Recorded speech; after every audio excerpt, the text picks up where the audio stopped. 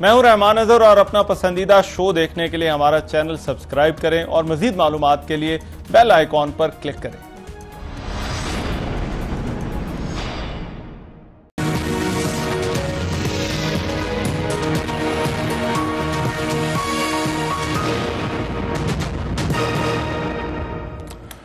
अस्सलाम वालेकुम, आपको आज के प्रोग्राम में खुशामदीद। लाहौर हाई कोर्ट की इंतजामी कमेटी ने एहतसाब अदालत के साबिक जज अरशद मलिक को उनकी मुलाजमत से बरतरफ कर दिया।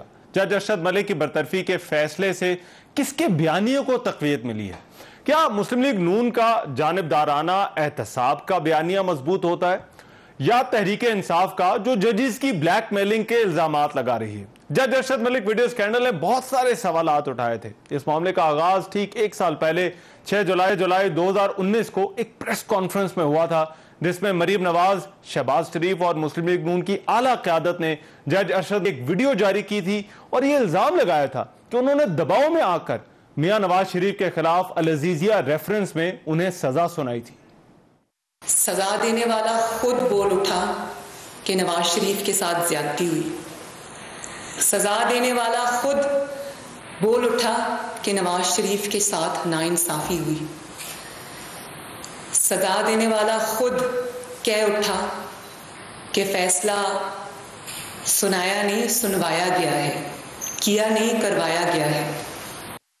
इस प्रेस कॉन्फ्रेंस में जज अरशद मलिक की नवाज शरीफ और उनके बेटे से मुलाकात का भी बताया गया। इस प्रेस कॉन्फ्रेंस के बाद एक पेंडोरा बॉक्स खुल गया था। जज अरशद मलिक ने 11 जुलाई 2019 को इस्लामाबाद हाई कोर्ट में बयान हल्फी जमा कराया, जिसमें नवाज शरीफ और उनके बेटे से मुलाकातों का एतराफ किया। इस्लामाबाद हाई कोर्ट ने 22 अगस्त 2019 को नोटिफिकेशन के जरिए जज अरशद मलिक को मुअत्तल करके लाहौर हाई कोर्ट भेज दिया। इस्लामाबाद हाई कोर्ट ने जज अरशद मलिक को मिसकॉन्डक्ट का मुर्तकब करार देते हुए महकमाना कार्रवाई की सिफारिश भी की। सुप्रीम कोर्ट ने भी जज अरशद मलिक वीडियो स्कैंडल का नोटिस लिया। चीफ जस्टिस सुप्रीम कोर्ट ने दौरान समाअत रिमार्क्स दिए कि जज के इस किरदार से हमारे सर शर्म से झुक गए हैं। जज अरशद मलिक के खिलाफ तहकीकात के लिए केस वजारत कानून को भेजा गया। आज इस मामले पर लाहौर हाई कोर्ट की इंतजामी कमेटी ने फैसला सुना दिया। अब दिलचस्प बात यह है कि आज के फैसले के बाद तहरीक इंसाफ और मुस्लिम लीग नून दोनों ही इसे अपने मौक़िफ़ की तायीद करार दे रहे हैं। मुस्लिम लीग नून के सदर शहबाज शरीफ का यह कहना है कि नवाज शरीफ की बेगुनाही साबित हो गई और मियां साहब के सजा के फैसले को फौरी तौर पर कलअदम करार देना चाहिए। मरीम नवाज ने कहा कि इस फैसले से नवाज शरीफ पर ही नहीं, अदलो इंसाफ पर लगा एक बड़ा दाग धोया गया है। तकाजा है कि दागदार जज के दागदार फैसलों को भी फाड़ फेंका जाए। अब दूसरी तरफ हुकूमत है जो कि ये कह रही है कि इस फैसले से जज की ब्लैकमेलिंग साबित होती है। वफाकी वज़ीर इत्तलात शिबली फराज ने कहा कि मुस्लिम लीग नून और उसकी क़यादत को माफिया की सोच की खुसूसियात और ब्लैकमेलिंग पर कौम से माफी मांगनी चाहिए। वज़ीर आज़म के मुआविन खुसूसी शहबाज गिल ने कहा कि इस केस में दो फरीक थे। आज के फैसले के बाद इस बात की उम्मीद मजबूत हो गई है कि मरीम नवाज और नासिर भट्ट को भी सजा मिल सकती है। मुआविन खुसूसी शहजाद अकबर ने कहा कि इस खेल का दूसरा किरदार मरीम नवाज हैं, जिसने जज की नाजेबा वीडियो इस्तेमाल करके अदालत में जेर समाअत अपील पर असरअंदाज होने की कोशिश की। इस फैसले को तहरीक इंसाफ और मुस्लिम लीग नून दोनों ही अपने मौक़िफ़ की तायीद करार दे रहे हैं। कौन सही कौन गलत, ये फैसला एहतसाब के हवाले से किसके बयानिए को तक़वियत देता है, इस पर आज के प्रोग्राम में बात होगी। साथ ही साथ सिंध हुकूमत ने 3 JITs की रिपोर्ट पब्लिक करने का फैसला किया, उस पर भी प्रोग्राम में बात करेंगे। बड़ा स्टीम पैनल मेरे साथ मौजूद है। वेरी क्विकली इनका तारुफ करा दूं। कंवल शौज़ब साहिबा, पाकिस्तान तहरीक इंसाफ की रहनुमा, मेंबर कौमी असम्बली, बहुत शुक्रिया कंवल साहिबा। सेनेटर रुबीना खालिद साहिबा पाकिस्तान पीपल्स पार्टी से हमारे साथ, वो हमें ज्वाइन कर रही हैं। रुबीना खालिद साहिबा, आपका बहुत शुक्रिया। और राना मशहूद साहब, अगेन सीनियर पॉलिटिशियन, मुस्लिम लीग नून के रहनुमा है। राना मशहूद साहब, आपका भी बहुत शुक्रिया। मैं राना मशहूद साहब आपसे इस डिबेट का आगाज करना चाहता हूं। अब ये कह रहे हैं हुकूमत के ब्लैकमेलिंग साबित हो गई, आप कह रहे हैं कि सजा जो थी वो गलत दी गई, वो साबित हो गया। कौन सा सही है सर?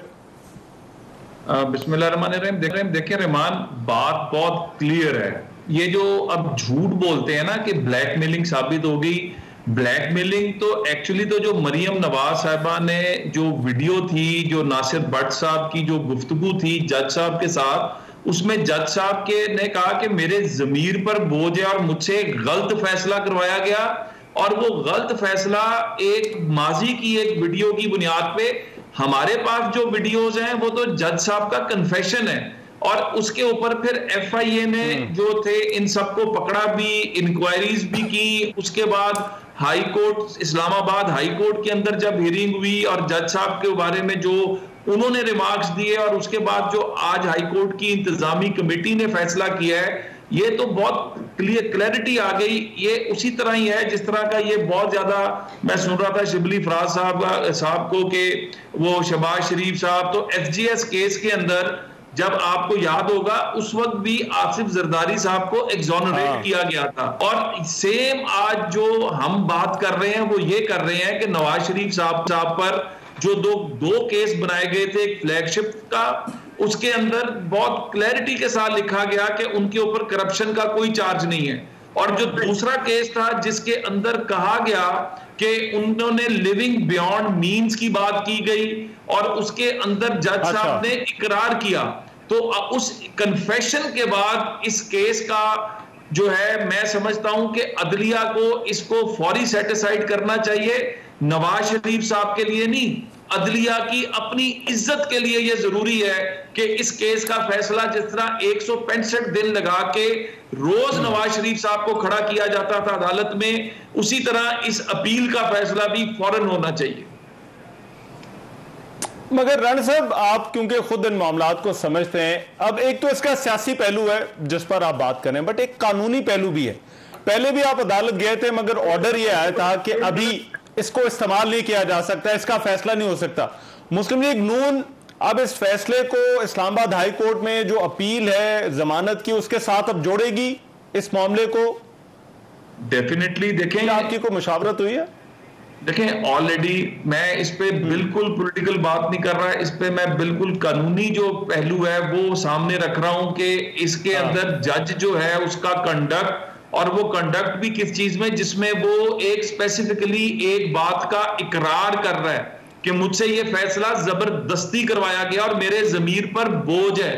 तो वहां पर जहां पर इस तरह की कन्फेशन आ जाए तो उस फैसले के अंदर कुछ नहीं रह जाता। और हम अब बिल्कुल अपनी अपील की तरफ जाएंगे और हमारा ये होगा कि नवाज शरीफ साहब, हम तो बल्कि बेल शेल तो बात की बात है, अब तो इस अपील का फैसला होना चाहिए और जो कुछ सामने आ चुका है उसकी बुनियाद पर होना चाहिए। और इसमें एक चीज मैं और ऐड करूंगा, एक चीज और ऐड करूंगा। अब इसी के तनाजुर के अंदर जो एजाज चौधरी साहब जो सुप्रीम कोर्ट के जज थे, उन्होंने जो पनामा के केस के हवाले से जो गुफ्तगू उन्होंने की, अगर उसको भी जोड़ें तो सारे ताने बाने मिल जाते हैं। और जिस तरह मियां नवाज शरीफ साहब को एक झूठे केस में फंसाया गया, जिस तरह पाकिस्तान की किस्मत को खोटा करने की कोशिश की गई, वो सब कुछ निकलकर सामने आ जाता है। राणा साहब, वो बहस बड़ी लंबी है, उस पर हमने पहले भी बहुत बात की। ये जरा इस फैसले तक रहे जरा, अजीजिया वाले और जज साहब का जो कॉन्टेक्ट है। कमल शौजब साहब, हमने हुकूमत की तरफ से देखा पैर दर पे ट्वीट्स आ रही हैं, कहा जा रहा है कि बस ब्लैकमेलिंग साबित हो गई, एक फरीक को सजा मिल गई, दूसरे को मिलनी है। ये बहुत ही, इसमें दरमियान में मुझे कोई मिडिल ग्राउंड ही नहीं नजर आ रहा। बिस्मिल्लाहिर्रहमानिर्रहीम, थैंक यू वेरी मच। देखें रहमान, जब भी कोई फैसला आता है मैं समझती हूँ कि हमारी अदलिया का इस्तेहकाम होता है, वो ज़्यादा बेहतर तरीके से काम कर रही है। और अनफॉर्चुनेटली जिस तरीके से मुस्लिम लीग नून की एक लेगेसी रही है, इनकी एक हिस्ट्री रही है, जिस तरह इन्होंने पूरी अदलिया का बेड़ा गर्क किया। जस्टिस कयूम का आपको पता है, मियाँ साहब की उनको कॉलेज आती थी, अपनी मनमानियाँ करते रहे हैं। कसाबुर रहमान एक कैरेक्टर हैं जिनको आप असली नाम शायद आपको जानते होंगे, मुझे उनका असली नाम ही नहीं पता, मुझे उनका पता ही कसाबुर रहमान है, जो नैब के चेयरमैन रहे हैं और जिनके थ्रू ये लोगों को विक्टिमाइज करते रहे हैं। मुझे बड़ी अच्छी तरह याद है जब सुप्रीम कोर्ट पे अटैक होता है और उसकी सारी बैकग्राउंड मेरे से ज्यादा आपको पता होगा। तो इस इदारे को खास तौर पे जो पिलर है स्टेट का, उसको जितना शेक किया, जितना करप्ट किया, जितना उसके अंदर दीमक लगाई, उसमें इनका बहुत बड़ा कंट्रीब्यूशन है। लोगों को पैसे देना, अब जज साहब जो गए हैं, इनका मिसकंडक्ट का रीजन क्या था? खुद ही इनको लोअर करते रहे हैं, बुला के मियाँ साहब से मुलाकातें कहाँ हुई, जाती उम्रा में, मतलब पूरा अगर आप हिस्टोरिक फैक्ट्स देखें तो जज साहब को जो करप्ट करने वाली जमात है या करने वाले हैं वो भी यही है। अब अगर वो ये कहते हैं कि ये सजा ही गलत दी गई, तो आपका तो बयानिया फिर नहीं रहता, क्योंकि आपने तो पूरा केस ही मुस्लिम लीग नून और मियां नवाज शरीफ के खिलाफ इस चीज पर बनाया है कि वो सजा याफ्ता है। बयानिया हमेशा रियलिटी पे बनता है। अच्छा, हवा में कभी भी कैसल्स नहीं बनते। फैसले रियलिटी नहीं है, फैसले रियलिटी पे आते हैं। अच्छा। और फैसले दिए हैं आला अदालत ने। सुप्रीम कोर्ट के एक जज साहब को ये कोट करें, बाकी 4 का जिक्र नहीं किया जिनको वो रोते हुए जाते थे जीटी रोड पे और कहते थे क्यों निकाला मुझे। अच्छा। 5 लोगों ने जुम्बिश कलम से मुझे निकाल दिया। तो देखिए अदलिया का रास्ता तो खुला हुआ है और मैं समझती हूँ कि पनामा में इन्होंने भी मिठाइयाँ बांटी थी और हमने भी बांटी थी। खाने के बाद हजम किसको हुई थी वो आज तक सब वैसे क्यों हो रहा है ये? हर फैसलों के साथ दोनों तरफ जो है वो कामयाबी के दावे होने लगते हैं। पढ़ा नहीं है, मुझे नहीं पता वो अंग्रेजी में आया या उर्दू में आया। अच्छा, नहीं ये तो इंतजामी कमेटी का एक फैसला ये कंफ्यूजन दूर करने के लिए फैसला दोनों जुबानों में लिख के देना चाहिए और आसान अल्फाज में देना चाहिए ताकि एक साइड की मिठाई। चले ये दोनों तो रुबीना साहबा, बात ये है दोनों मैं ये समझती हूँ कि केस की जो इनकी डिमांड है उसको भी प्रूव करें। अभी अपील है इस्लामाबाद हाई कोर्ट के अंदर। बिल्कुल, लेकिन जो मामला सब जुडिस है उसको ये इन्फ्लुएंस करने की केस के मैरिट्स पे तो नहीं जा रहा। मैं तो राणा साहब से मैं रिक्वेस्ट करूंगी कि आगे आपने एक इंक्वायरी को इन्होंने इन्फ्लुएंस किया प्रेस कॉन्फ्रेंस करके और सारा काम किया और मजीद ना करें। अच्छा ठीक है, मैं काम करने दें। रुबीना साहबा, ये आपकी इंटरप्रिटेशन फिर क्या है सारे मामले की? देखिए एक बहुत ऐसे वक्त भी एक ऐसा फैसला आया है कि इसको अभी बहुत से और देखना पड़ेगा, तफसीली फैसले को भी देखना पड़ेगा। चूंकि पूरा जैसे कहा मेरे भाई ने पूरा केस ही बिल्डअप जो किया गया था और जिस बंदे ने वो दिया फैसला, अगर वही जो है नाअहल समझ ले या अगर उनकी जो उस वक्त किस हालात के पेश नजर उन्होंने वो फैसला दिया, तो ये पूरा मामला जो है ये अब एक बिल्कुल नई शक्ल अख्तियार कर गया है। और मैं नहीं समझती कि इस पे जो है जितना भी अफसोस किया जाए वो इतना ही कम होगा कि मुल्क के आला तरीन इदारे जो इंसाफ के इदारे हैं, अगर वो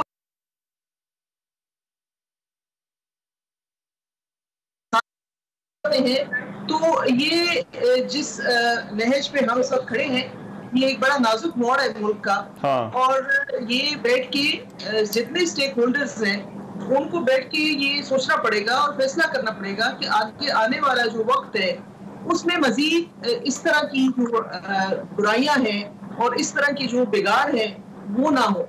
तो इसके लिए बैठना मिलके मुशावरत बहुत जरूरी है। और जैसा कि आप कह रहे हैं कि क्योंकि मुझे आपकी काफी सारी गुफ्तगू समझ नहीं आई, आवाज का कुछ मसला था तो मैं काफी सारी बातें सुन नहीं सकी। अच्छा। तो इसमें मैं अपना जो ओपिनियन है फिलहाल मैं किसी और का जवाब नहीं दे सकती क्योंकि मैं सुन नहीं पाई कि उन्होंने क्या कहा। देखिए मेरे लिए तो जो बुनियादी सवाल है वो ये कि पाकिस्तान तहरीक इंसाफ भी इसे कह रही है कि उनके बयानिए की जो है वो सक्सेस है, साबित हो गया कि ये ब्लैकमेलिंग करते हैं। और राणा साहब जो हैं और उनकी पार्टी भी जो है वो ये कह रही है कि आज उनके कायद का जो सजा का मामला था अब उसको कलअदम करार दिया जाए। तो ये जो नैरेटिव्स की जंग है और एहतसाब वाले मामले पर मैं जरा चाहूंगा जरा will fix the audio as well. मैं चाहूंगा जरा इस पर डिबेट के बाद जरा तफसील के साथ बात करें कि ये फिर एहतसाब वाला मामला जो है वो इसको हमारी जो सियासी जमातें हैं वो अब फिर किस तरह से देखती हैं।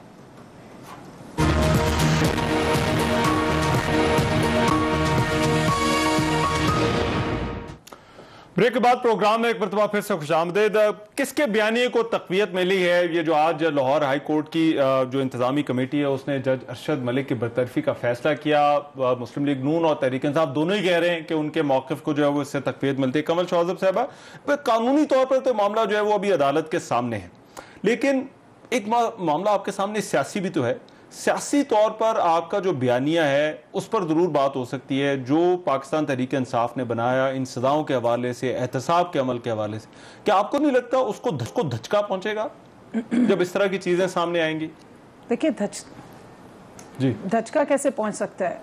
बात सारी ये है कि जो बात पहले दिन से कह रहे हैं और बयानिए से पहले थोड़ा सा पीछे आ जाते हैं। हाँ। जो सुप्रीम कोर्ट का फैसला था जिसमें सिसिलियन माफिया का जिक्र किया है, मैंने तो नहीं किया, वो जज साहब ने, सुप्रीम कोर्ट के चीफ जस्टिस साहब लिख रहे हैं। हमने तो सिर्फ बताया कि माफियाज ऑपरेट कैसे करते हैं और आइडेंटिफाई किया। अच्छा। और इनकी जिस तरह मॉडस ऑपरेंडाई है जो उस दिन आपने प्रेस कॉन्फ्रेंस में भी देखा जिसमें ये लोग हाईलाइट कर रहे थे। आप मुझे सिर्फ ये बताइए मैं या आप अगर किसी कोर्ट केस में जा रहे हैं, इस किस्म की वीडियोस हमारे पास तो आती नहीं है। हमारे तो ऐसे हरकारे बंदे तो नहीं है कि जो जाके खुदा न खास्ता जजेस की इस तरह वीडियो टेप्स बनाए। इनके ऐसे क्या रिसोर्सेज है? ये कौन से लोग थे जिनको तो फायदा नहीं होगा इस सारी मैं समझती हूँ कि अगर कंट्रोवर्सी बनी भी है तो उनको तो फायदा है। तो सियासी तौर पर सिसिलियन माफिया जब सजाएं जो है वो गलत हुई है। मैं अब उस पर कमेंट इसलिए नहीं कर सकती कि वो तो आला अदलिया ने उसको डिसाइड करना है। अच्छा, मैं समझती हूँ आला अदलिया ने बड़ा अच्छा काम किया है कि जो धब्बा उनके ऊपर आ रहा था किसी जज साहब के कोड ऑफ कंडक्ट या उनके कैरेक्टर की वजह से, उसको उन्होंने धो डाला है। लेकिन उन्होंने इनकी ये प्ली अभी एक्सेप्ट नहीं की है। और जो मोडस ऑपरेंडी यूज किया गया उसको जरा स्पेसिफिकली देखें। ऐसा हमने फिल्मों में देखा है जहां माफियाज ऑपरेट कर रहे हो, गॉडफादर टाइप की मूवीज में, कि कोई जा रहे हैं और जजेस को रिश्वत ऑफर कर रहे हैं, उनको कुछ और ऑफर कर रहे हैं और उनकी वीडियोस बना रहे हैं। मेरे और आप जैसे नॉर्मल लोग तो ये काम नहीं कर सकते, ये तो फिर कोई अंडरवर्ल्ड और माफियाज ही कर सकते हैं। तो उस बयानिए को तो आज इन्होंने इंडोर्स कर दिया और उसी दिन कर दिया था जिस दिन हमारी जो वो क्वीन साहिबा उन्होंने आके प्रेस कॉन्फ्रेंस की थी। बाकी रह गई बात के कितना सच था उनके केसेस में, कितना झूठ था, ये आला आपके नैरेटिव पर कोई फर्क नहीं पड़ता आप कह रही हैं। हमारे नैरेटिव को तो इन्होंने इंडोर्स किया। अच्छा, आप कह रही हैं इंडोर्स कर दिया। लेकिन मैं अभी भी राणा साहब को मशवरा दूंगी। वैसे तो देखिए कोविड-19 का दौर है, नहीं मैं इनको सिर्फ ये मशवरा दे रही हूँ कि कोविड-19 का दौर है। अच्छा, अगर मिठाइयाँ बटेंगी, बिकेंगी, लोगों को रोजगार मिलेगा, लेकिन सोच समझ के बांटिएगा। राणा साहब, ये सोच समझने वाली बात मुस्लिम लीग नून के अंदर पहले भी इस मामले के ऊपर एक हमने तकसीम देखी है। बहुत सारे लोग जो थे वो शायद इस वीडियो को इस तरह सामने लाने की फेवर में नहीं थे, मगर आप क्योंकि कानूनी मामलात को समझते हैं, क्या कानूनी तौर पर आपको लगता है कि इसको इस्तेमाल करना है केस के अंदर? सियासी तौर पर एक तरफ रख दें, सियासी तौर पर तो आप एक कह रहे हैं कि इससे क्या साबित होता है, लेकिन कानूनी तौर पर क्या इसको इस्तेमाल करना एक केस के अंदर इतना आसान है जितना समझा जा रहा है? देखें, पहली बात तो यह है कि बार बार जो कंफ्यूजन फैलाने की कोशिश की जा रही है ना कि जज की वीडियो जज कन्फेस कर रहा है। कन्फेस क्या कर रहा है कि मेरे जमीर पर बोझ है कि मुझसे गलत फैसला कराया गया और वो गलत फैसला एक माजी में बनी हुई वीडियो की बुनियाद पर कराया गया, जो किसने बनाई, कहां से आई, और जो इंक्वायरी हाई कोर्ट में भी हुई उसके अंदर ये बात नहीं थी कि कोई उसके ऊपर प्रेशर डलवाकर गलत फैसला कोई PMLN ने करवाया है। वीडियो सिर्फ इस चीज की है, ये ज़हन में रखिएगा कि फैसला करने के बाद जज ये कह रहा है कि मुझसे मेरे जमीर पर बोझ है कि मुझसे एक गलत फैसला करवा दिया गया।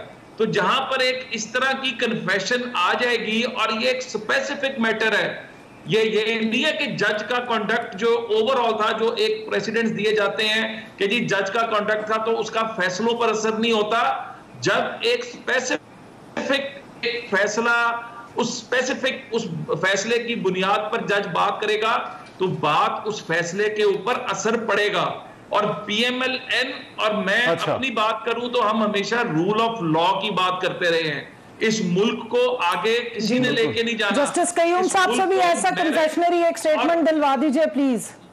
मेरिट और रूल ऑफ लॉ ने लेके जाना। और दूसरा जस्टिस कयूम साहब से भी करवाइए। दूसरा अभी ये बड़ी कन्फेशनल स्टेटमेंट्स आएंगी, अभी साकिब निसार की भी कन्फेशनल स्टेटमेंट आएगी।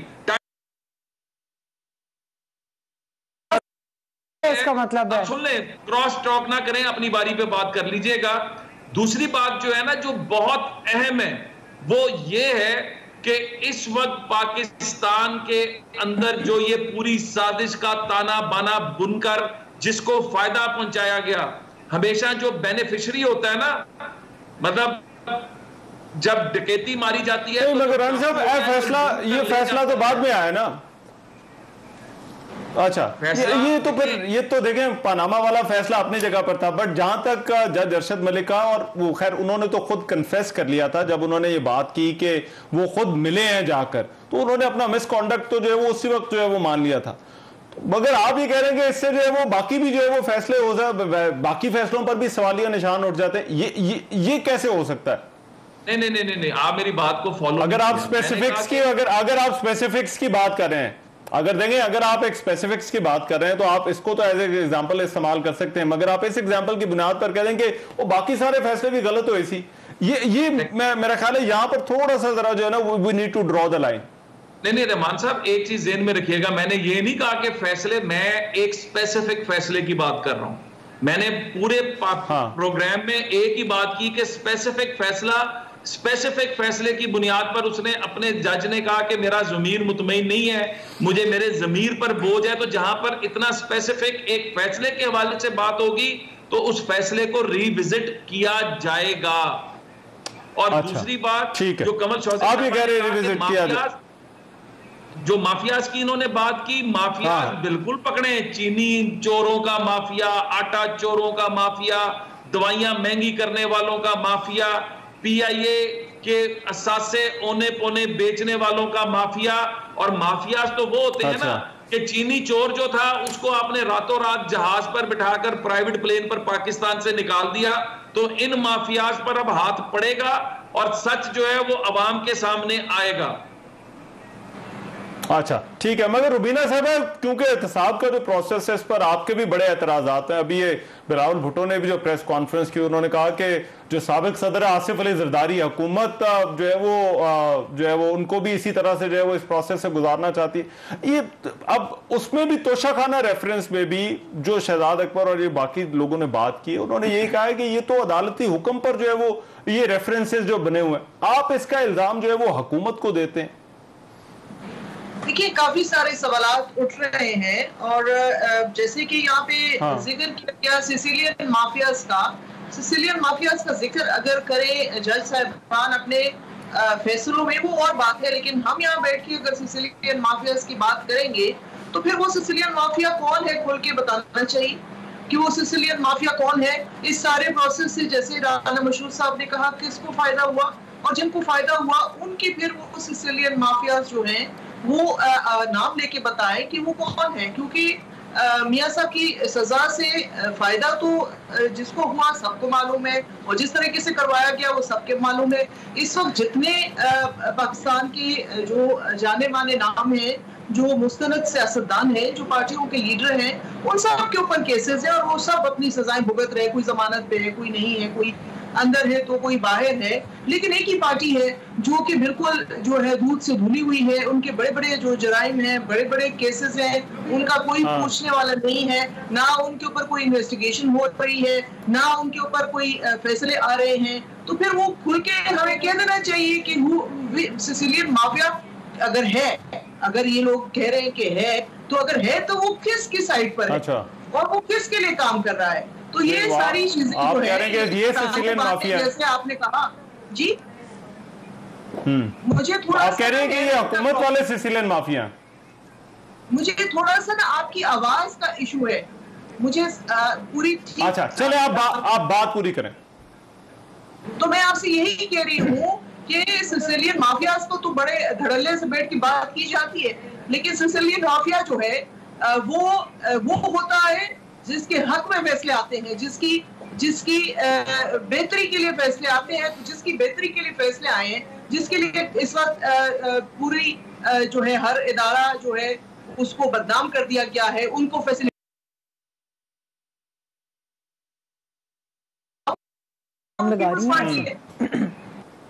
अच्छा ठीक है, वो तो आपको माफियाज कह रहे हैं कि जो बेनिफिशियरी है माफियाज के चक्कर में उन्होंने सारे इदारों को डिफंग कर दिया और उनके सब पे सवालिया निशान। अच्छा एक मिनट, वो कह रहे बेनिफिशियरी फायदा, वो कह उनकी जो मैं बात समझ रहा हूं, मतलब ये कहना है कि फायदा जो है वो इन उनका कहना ये है कि तमाम इदारे, उन्होंने कहा है कि तमाम इदारे जो है वो इनको बेनिफिट पहुंचाने के लिए बकौल इनके प्रोसेस एहतसाब का जो प्रोसेस है। देखिए जी, जब पनामा केस स्टार्ट हुआ और का प्रोसीडिंग्स हो रही थी तो मुझे याद पड़ता है कि बिलावल साहब भी, क्योंकि उस वक्त नवाज शरीफ साहब से वो इतने कोई खुश नहीं थे, दोनों अपोजिशन में बैठे हुए थे उनकी, तो काफी उनके भी बयानात आया करते थे। उस वक्त वो चचा भतीजा नहीं प्रॉपर वाले बने थे, पीछे पीछे से बने थे, फ्रंट पे नहीं बने थे।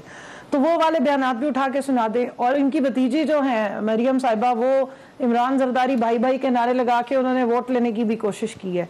तो उस वक्त के जो डिफरेंसेस हैं और जो 11 साल जरदारी साहब ने केस भुगते हैं, वो इस पीटीआई की हुकूमत या पीटीआई के किसी अरकान ने उन पर केस नहीं बनाए थे।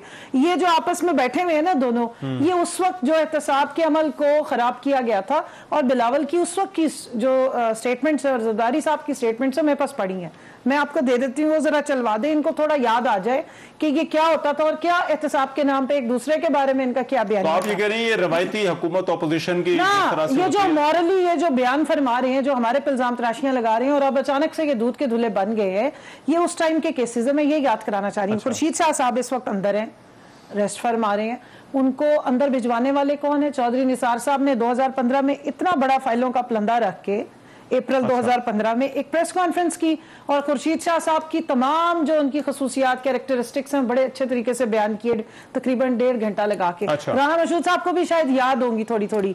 अच्छा, उस वक्त जो मियां नवाज शरीफ साहब हैं वो सरे महल का जिक्र करते थे, वो जरदारी साहब के घोड़ों का और उनके मुरब्बों का जिक्र करते थे।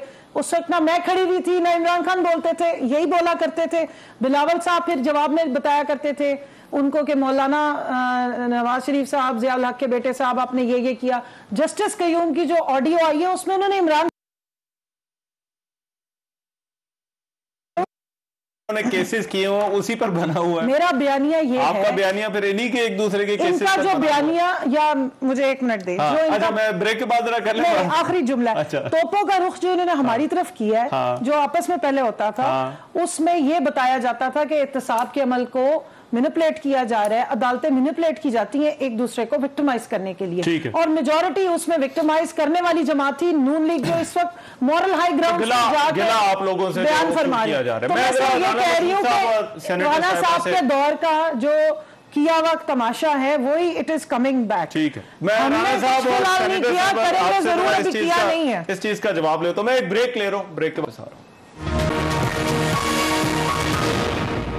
ब्रेक के बाद प्रोग्राम में एक मरतबा फिर से खुशामदीद। रुबीना खालिद साहब, ये ब्रेक पर जाने से पहले जो कमल शौजब साहब ने सवाल उठाया कि राजा परवेज अशरफ का जो केस है वो जिसमें वो अभी बरी हुए हैं, वो तो इन्हीं का मुस्लिम लीग नून का बनाया हुआ है, फिर खुर्शीद शाह का जो केस है वो चौधरी निसार का बनाया, तो फिर आप इनसे गिला क्यों करें? फिर आपका असल जो गिला बनता है वो तो मुस्लिम लीग नून से बनता है। राजा रेंटल का जो खिताब है ना, वो ख्वाजा आसिफ साहब ने दिया था, बाबर रहमान साहब और राजा रेंटल साहब, जिनको अशरफ साहब हैं जो हमारे, ठीक, उन पे केसेस उन्होंने किए। जी रुबीना खालिद साहब, जी प्लीज बात कर लेने दें। बिल्कुल आपने जिस तरफ इशारा किया है, देखिए झूठ चाहे जितना भी हो ना, बड़ा हो, उसको बहुत ज्यादा उसके पांव नहीं होते, कहीं ना कहीं जाके फिर जो है सच का बोलबाला होता है। और हमने जो बात की वो जिस केस के कॉन्टेक्स्ट से की, वो इनको भी मालूम है और आपको भी मालूम है। अब जो है ना, आप यू कांट पुट जो सारी चीजें हैं उठा के एक ही टोकरी में डाल दें, पियर्स एंड एप्पल्स और सारी चीजें एक जगह डाल दें और कहें ये भी उसके साथ मिलता है। ये पीटीआई की मंतक और लॉजिक हो सकती है। किसी भी जो जी शऊर लोग हैं जो कि समझते हैं कि सियासत क्या है, जो कि समझते हैं कि लॉजिक क्या है, कि मंतक क्या है, वो कभी भी कंपैरिजंस नहीं करेंगे। ये बिल्कुल totally all together different case है। इसके अंदर जो है उसकी तो केस की जो बुनियाद है जहां से ये केस उठाया गया है, और जो मुनसिफ है वो ही जो है निकल आया है कि मुनसिफ ही ठीक नहीं था। हमने भी अपनी जंग लड़ी, हक की जंग लड़ी और हक की फतह हुई है। अब आप इन दोनों को कैसे मिला सकते हैं कि जी जो आज ये फैसला आया है ये राजा परवेज अशरफ के फैसले के साथ मुताबिकत रखता है? ये लॉजिक तो कम से कम हैंड्स ऑफ जी। मैं ये लॉजिक जो है ना किसी के साथ बहस कर सकती हूँ और ना इस पे बातचीत कर सकती हूँ। बाकी जिस तरह आपने कहा, तो मैं जरूर कहूंगी कि देखिए अच्छे बुरे लोग हर जगह होते हैं, हम एक ही छड़ी से सबको नहीं काट सकते। हमारी अदलिया, आला अदलिया एक अच्छी अदलिया है, उसमें देखिए मसले हर जगह पे होते हैं। लेकिन ये कह देना कि जी जो फैसला आएगा वो गलत होगा, जो फैसला आएगा या किसी के हक में होगा तो ठीक होगा, किसी अगेंस्ट होगा तो वो गलत होगा, तो ये जो है आपको उस जिस बहराए में बात हो रही होती है, जिस कॉन्टेक्स्ट में बात हो रही होती है, जिससे रिलेटेड बात हो रही होती है, आप उसके तनाजुर में वो बात करते हैं। आप ये नहीं कहते कि जी सुबह और शाम का कोई मिलाप नहीं है। कोई कंपैरिजन नहीं। अच्छा, आप ये कह रहे हैं ये दोनों कंपैरिजन नहीं किया जा सकता, लेकिन राणा साहब एक सेकंड, अभी थोड़ी देर पहले ये कह रही थी कि जो बेल आउट किया जा रहा है इदारों की तरफ से वो हुकूमत को किया जा रहा है। अच्छा, यानी इनके हाथ में फैसले हैं तो वो फैसले ठीक है। ये चीज जो कि मियां साहब की जंग थी, राइट, वो तो आप को नजर आ गया कि जी वो किसके लिए सारा कुछ किया। बिना साहबा ये फैसला राजा साहब का हमारे दौरे हुकूमत में आया है, ये भी याद रखिए। अच्छा, मुझे 1 मिनट दें, मैं 1 मिनट। राणा साहब, अब आप अदालती प्रोसेस के हवाले से मुस्लिम लीग नून के बड़े एतराजात रहे हैं, लेकिन आपको रिलीफ भी यहां से मिला है, हत्ता कि मियां साहब को बाहर जाने की इजाजत भी जो है वो यहां से मिली। तो फिर आप ये किस तरह से कह सकते हैं कि ये सारे का सारा प्रोसेस जो है वो मशकूक है, या सारे केसेस जो है वो तमाम के तमाम मामलात एक ही लाठी से जो है वो हाँके जाते हैं? रिलीफ चाहे वो शहबाज शरीफ साहब की जमानत हो, मरीम नवाज की जमानत हो, मियां साहब के बाहर जाने की इजाजत हो, वो भी तो आपको इसी प्रोसेस से मिल रहे हैं। देखें रहमान, अब मैं थोड़ी सी तल्ख बात करने लगा हूं। हमारे जुडिशरी जो है, मतलब हम उनका बहुत एहतराम करते हैं, लेकिन ये भी तारीख है ना कि जब मुशर्रफ या कोई भी आमिर आया तो पीसीओ भी हुए, यहाँ पर कंप्रोमाइजेस भी हुए, यहाँ पर नजरिया जरूरत भी आया, यहाँ पर भुट्टो साहब का फैसला भी आया। तो मतलब कंट्रोवर्सीज, और इवन इस पनामा केस को भी चंद दिन पहले एक कोर्ट में तो उन्होंने कहा कि इसको भी प्रेसिडेंट बनाकर पेश ना करें। तो मतलब ये चीजें जो हैं, तो ये एक सवालिया निशान है जो कुछ लोग ओहदों पर बैठकर अपने ओहदे का लिहाज नहीं करते। और रूल ऑफ लॉ, जिसकी मैं पहले बात कर रहा था, अगर इस मुल्क में सिर्फ एक काम हो जाए कि रूल ऑफ लॉ आ जाए और आप कंप्रोमाइजेस करना छोड़ दें, आप नजरिया जरूरत को छोड़ दें, तो सब कुछ ठीक हो सकता है। आफ्टर सेइंग दैट, आज जो मियां नवाज शरीफ साहब नहीं, मगर 1 मिनट राणा साहब मेरी जरा गुजारिश सुने। देखिए, यहां पर एक चीज जरा वजाहत करें कि क्या आप ये समझते हैं कि ये आइसोलेटेड है, आइसोलेटेड एग्जांपल है, एक मामला है जिसमें ऐसा हुआ है, या फिर पूरे प्रोसेस को आप क्वेश्चन करते हैं? ये दो मुख्तलिफ चीजें हो जाती है ना। मैं इस पर आपका मौकिफ चाह रहा हूं कि क्या आपको लगता है कि ये एक एग्जांपल है या पूरा प्रोसेस आप जहां पर क्वेश्चन कर रहे हैं? देखें, नवाज शरीफ साहब को मैं एक स्पेसिफिक बात कर रहा हूं। इस वक्त नवाज शरीफ साहब पर जो केस बनाया गया वो पनामा का बनाया गया, वो पनामा जिसमें उनका नाम नहीं था, और उस पनामे का केस बनाकर अकामे की बुनियाद पर फारिग किया गया। अकामे की बुनियाद पर फारिग करके अकामे की बुनियाद पर केस नहीं चलाया। केस जो है वो फिर करप्शन की बुनियाद पर फ्लैगशिप और ये अल अजीजिया और इनके अंदर जो गुफ्तगू की गई वो करप्शन की नहीं की गई, वो लिविंग बियॉन्ड मीन्स की गई। तो कौम को अब ये नजर नहीं आ रहा, और ये आज मेरी बात लिख लीजिएगा कि तारीख बड़ी बेरहम है।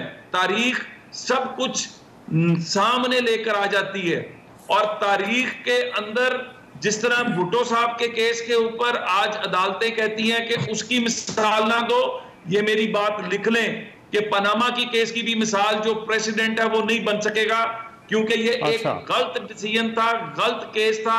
और उस वक्त जब जजेस का बायस कभी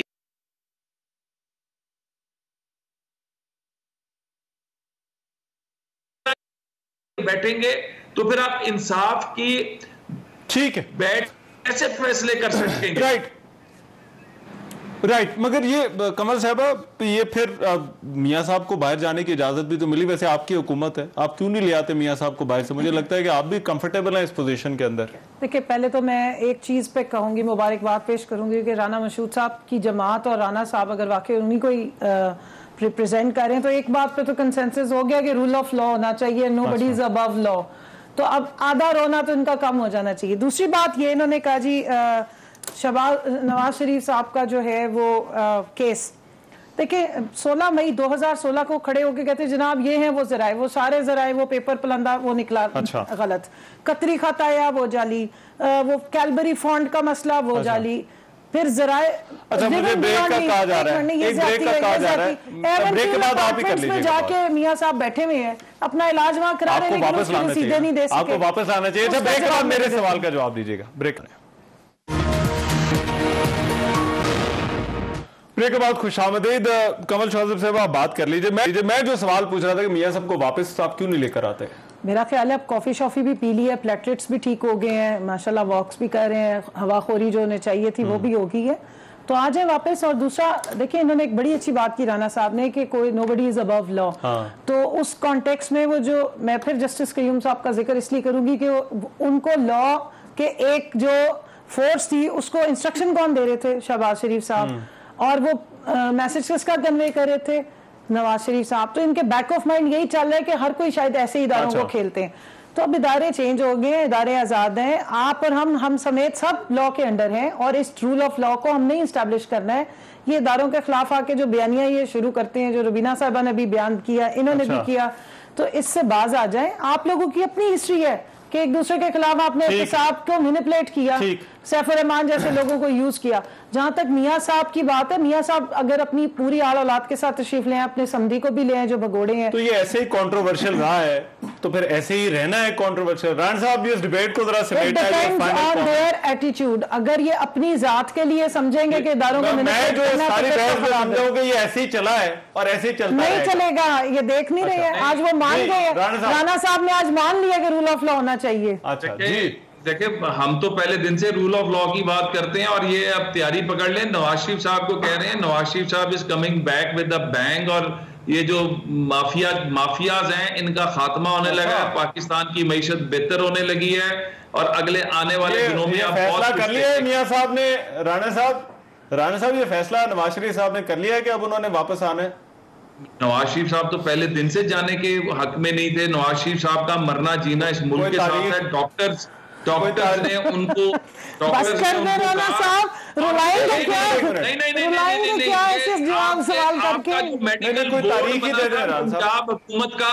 पंजाब हुकूमत के मेडिकल बोर्ड की रिपोर्ट के ऊपर वो बाहर गए थे। जो सच है वो सच है। जिस दिन मियां साहब होंगे पाकिस्तान होंगे, और जिस दिन मियां साहब पाकिस्तान होंगे उस दिन इन तमाम का खात्मा हो जाएगा। अच्छा, कोई तारीख नहीं राणा साहब अभी तय की कोई कि कब आएंगे वापस? डॉक्टर्स ही बताएंगे जी, हम तो नहीं बता सकते, डॉक्टर्स बताएंगे। बट इंशाल्लाह जिस दिन आपकी बातों पे मेरी आंखों में आंसू आ गए। रुबीना साहब अच्छा ठीक है, वाली बातें कर दी हैं। अभी आप सबके आंखों में आंसू आने का टाइम आ गया। मुझे इतनी खुशी हो रही है कि मियां साहब की जो 75% या 85% जो दिमाग की शरेआने बंद थी, लगता है सारी खोल गई हैं। आपको मुबारक हो, उन्होंने तो कह दिया कि मियां साहब वापस आए हैं, तो आपका तो बड़ा मुतालबा है कि मियां साहब को वापस आना चाहिए। मेरे पास टाइम खत्म हो गया, बहुत शुक्रिया। अच्छा, तो ये एक और मिठाई हो गई ना। राणा साहब बहुत शुक्रिया, रुबीना खालिद साहब आपका भी बहुत शुक्रिया, और कमल शौजब साहब आप मौजूद थी आज के प्रोग्राम से। इतना इजाजत दीजिए, अल्लाह ने के बाद।